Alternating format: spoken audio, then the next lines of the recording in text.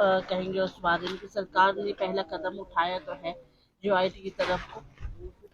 सबसे पहले तो मैं मीडिया के सभी बंधुओं का आभार व्यक्त करता हूं, जिन्होंने समय समय पर हमारी आवाज को पूरे हिमाचल प्रदेश ही नहीं बल्कि सरकार तक पहुंचाने का पूरा प्रयास किया है। और उसके बाद में सब कमेटी के अध्यक्ष हिमाचल प्रदेश के उप मुख्यमंत्री माननीय श्री मुकेश अग्निहोत्री जी का आभार व्यक्त करता हूं, और उनके साथ साथ सभी कमेटी के सदस्यगण विक्रमादित्य जी, यादविंदर गोमा जी, जगत सिंह नेगी जी और हर्षवर्धन चौहान जी, सभी का बहुत बहुत आभार व्यक्त करता हूं, जिनके प्रयासों के कारण कल कैबिनेट सब कमेटी ने हमारे हक में फैसला लिया है और एक मत होकर इसे कैबिनेट मीटिंग के लिए आगे के लिए रास्ता प्रशस्त किया है। अब देखने की बात यह है कि आगामी जो भी कार्यवाही होगी वो कैबिनेट की मीटिंग में होगी। और जैसा कि आप सभी को पता है कि भारत में आम चुनाव आने वाले हैं लोकसभा के, और जल्द ही आदर्श आचार संहिता पूरे देश में लगने वाली है। तो हमें उम्मीद है कि इससे पहले सरकार एक कैबिनेट की बैठक बुलाएंगी जिसमें इस पर अंतिम फैसला लिया जाएगा, ताकि जो उप कमेटी का फैसला है उसे कैबिनेट में मंजूरी मिलेगी, ताकि ये रास्ता सभी के लिए साफ हो सके और हमारा रिजल्ट जल्द से जल्द आ सके। उसके साथ साथ में कैबिनेट उप समिति के अध्यक्ष माननीय श्री मुकेश अग्निहोत्री जी का दिल की गहराई से आभार व्यक्त करता हूं, और आगे के लिए उम्मीद करता हूं कि अन्य पोस्ट कोड जो भी इस संघर्ष में जुड़े रहे हमारे साथ। आज इस संघर्ष को 29 दिन हो गए, जिसमें हमने बारिश को देखा, तूफान को देखा और ऐसे ऐसे माहौल को देखा जिसकी हमने कभी कल्पना भी नहीं की थी। परंतु जो भी हुआ, जैसा भी हुआ, उसके बाद खुशखबरी जो हमें मिली है उसके लिए हम प्रदेश सरकार का धन्यवाद करते हैं, और उम्मीद करते हैं कि आगामी समय में और पोस्ट कोड जैसे हमारे साथ ड्राइंग मास्टर 980 है, जीओआईटी 939, 903, 971 और अन्य जितने भी विभिन्न पोस्ट कोड है उन पर भी उप समिति अपना फैसला देंगी, और युवाओं के हक में वो फैसला होगा और जल्द से जल्द सभी के रिजल्ट किसी भी एजेंसी के द्वारा निकाले जाएंगे। मैं एक बार पुनः हिमाचल प्रदेश सरकार का, मुख्यमंत्री हिमाचल प्रदेश श्री सुखविंदर सिंह सुक्खू जी का और उप समिति के अध्यक्ष श्री मुकेश अग्निहोत्री जी का दिल की गहराइयों से आभार व्यक्त करता हूं, अपने अभिभावकों की तरफ से, अपने शुभचिंतकों की तरफ से।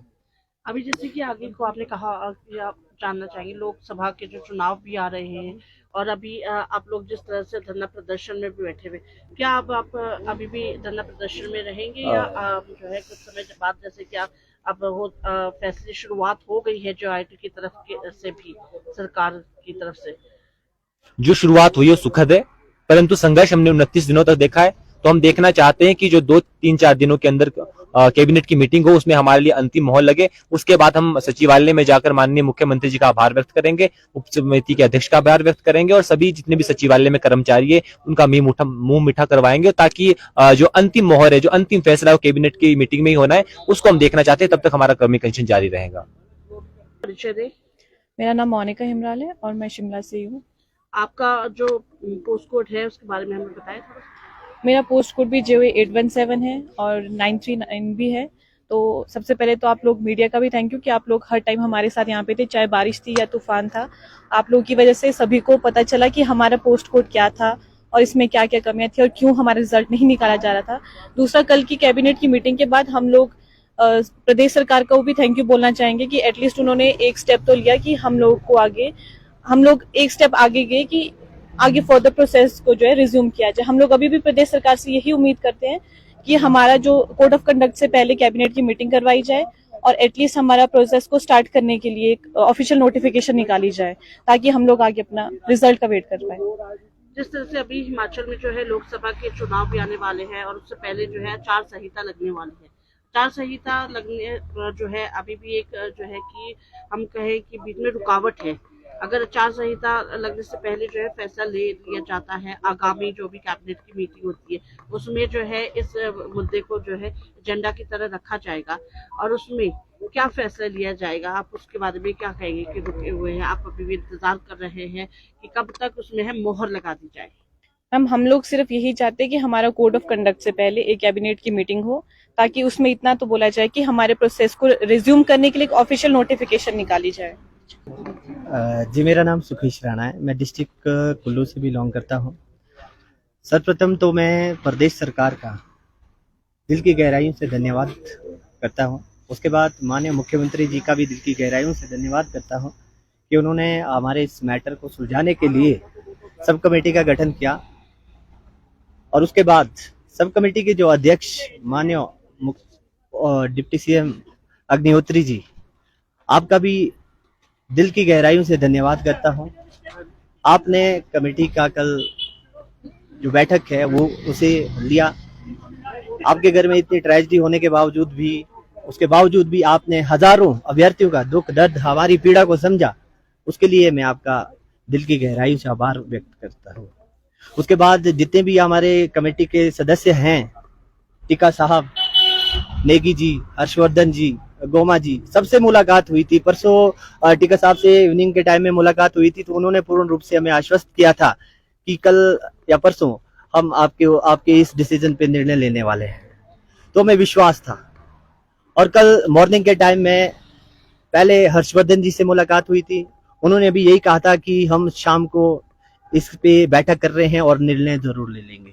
उसके बाद अग्निहोत्री जी से भी मुलाकात हुई, जाते जाते ही हुई, खड़े खड़े हुई। फिर बिल्कुल जैसे उनसे मुलाकात हुई, मैं पूर्ण रूप से आश्वस्त था कि नहीं, आज हमें कोई अच्छी न्यूज आने वाली है। 2 दिन पहले दिल की धड़कनें बहुत तेज हुई थी, बहुत ही इमोशंस मेरे निकल गए थे, मुझे रोना भी आया, मैं रोया भी।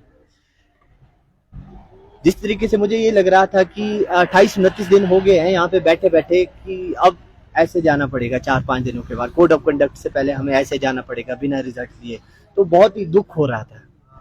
बट जिस तरीके से कल सुबह अपने अग्निहोत्री जी से मुलाकात हुई और उन्होंने पोलाइट वे में हमारा जितना भी मैटर है उसे समझा, और जो ज्ञापन दिया था उसे भी उन्होंने पढ़ा, तो उन्होंने उसे समझने के बाद, उसे पढ़ने के बाद, हमारी बातों को सुनने के बाद यही कहा, बेटा शाम को इसके ऊपर डिसीजन जरूर लेंगे।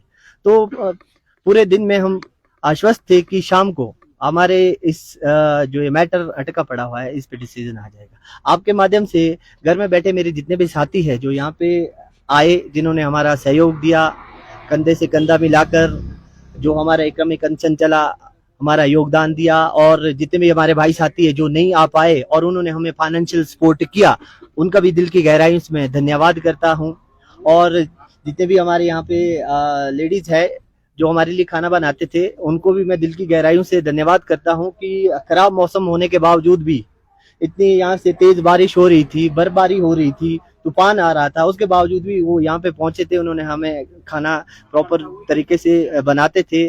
और गुरुद्वारा शिमला का भी मैं धन्यवाद करता हूँ कि उन्होंने हमारे दुख दर्द पीड़ा को समझा और कम अमाउंट में हमें वहाँ पे रूम प्रोवाइड किए, उसका भी मैं दिल की गहराइयों से धन्यवाद करता हूँ। और आपके माध्यम से मैं एक ही गुहार लगाना चाहता हूँ माननीय उप मुख्यमंत्री मुकेश अग्निहोत्री जी से कि आपने जो हमारी ये दुख दर्द पीड़ा समझी है, उसके मद्देनजर रखते हुए आप जो एक कमेटी की आपने जो आप कैबिनेट बैठक अगली करने जा रहे हैं, उसमें जो हमारे ये आपने कल डिसीजन लिया है कि कैबिनेट बैठक में इसके ऊपर फाइनल मोहर लगाई जाएगी, तो मैं रिक्वेस्ट करता हूं इसके ऊपर आप फाइनल डिसीजन ले और जल्द से जल्द जो हमारा ये मैटर है इसे हमीरपुर बोर्ड को दिया जाए, ताकि हमीरपुर बोर्ड इस पे फर्दर प्रोसेस जो भी करना होता है वो तुरंत प्रभाव से करे। और आपके माध्यम से और भी गुहार लगाना चाहता हूँ, गुजारिश करना चाहता हूँ, मेरे भाई साथी यहाँ पे अदर पोस्ट कोड वाले भी बहुत सारे हैं, वो जैसे कि JOIT 903, 939, आपका 962 का भी है और ड्राइंग मास्टर 980 पोस्ट कोड है। तो मैं गुजारिश करता हूं, मैं उस दुख दर्द पीड़ा को समझ सकता हूं कि मैं भी खुद 35 साल का हो चुका हूं, 36 में लगा हूं, ओवर एज हो चुका हूं, 4-5 सालें बर्बाद हो चुकी है। तो मैं इनका दुख दर्द भी समझता हूं कि किस मेहनत से, किस परिश्रम से पेपर पास करना होता है। 3-4 साल की मेहनत होती है, रातों की नींदें हराम की होती है, फिर जाके ही पेपर पास होता है। पेपर का पास करने के बावजूद आपके हमीरपुर बोर्ड में टाइपिंग टेस्ट देनी होती है। टाइपिंग टेस्ट देने के लिए लगभग 6-7 महीने तैयारी करनी होती है, अदरवाइज वहाँ पे हाथ कांप जाते हैं, टाइपिंग टेस्ट क्लियर नहीं कर सकते। उसके बाद डॉक्यूमेंटेशन का प्रोसेस होता है, वो भी हमारा कंप्लीट हो चुका है। तो अगर इतने मेहनत करने के बावजूद भी यहाँ सड़कों पे धरना प्रदर्शन करना पड़े, इस तरीके से नारेबाजी करना पड़े और क्रमिक अनशन करना पड़े, तो बहुत ही दुख का विषय होता है। आपसे बस यही रिक्वेस्ट करता हूँ फ्यूचर में ऐसा कभी किसी के साथ ना हो। मैं गुजारिश करता हूँ माननीय मुख्यमंत्री जी से, आपके कार्यकाल में आगे फ्यूचर में ऐसा कभी भी किसी भी बच्चे के साथ नहीं होना चाहिए, क्योंकि पेपर पास करने के लिए बहुत ज्यादा मेहनत लगती है सर, बहुत ज्यादा दुख होता है अगर कल दिन इस तरीके से हमें यहाँ पे धरना प्रदर्शन करना पड़ता है। और हमारे जो घर वाले हैं बहुत ज्यादा परेशान हैं, लगभग 28-29 दिन हो गए हमें यहाँ पे बैठे हुए। तो बहुत ज़्यादा परेशान है। ऐसा किसी के साथ नहीं होना चाहिए। बस यही गुजारिश करता हूँ कि जल्द से जल्द जितने भी अदर पोस्ट कोड के अभ्यर्थी है उनका भी आप मैटर रखें, उनके भी कमेटी में डिसीजन लिए जाएँ।